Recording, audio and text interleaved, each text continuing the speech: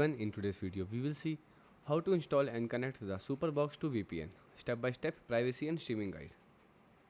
So, installing and connecting a VPN on your Superbox is simple because Superbox operates on the Android TV system. You can download a premium VPN provider such as NordVPN, Surfshark, Proton VPN directly from the device Google Play Store.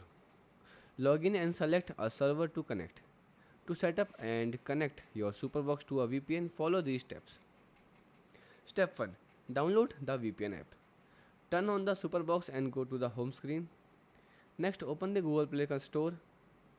Now search for a trusted VPN app like Surfshark VPN, NordVPN, Proton VPN and select the app and click install. Step 2. Log in and connect. Open the downloaded VPN app from the Superbox and drawer.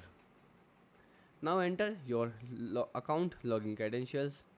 Look for the main dashboard and click the large connect or quick connect button to instantly secure your connection. Now optionally select a specific country or city server from the app list if you are trying to bypass region block or improve streaming speed. Step 3. Enable auto connect. Optional.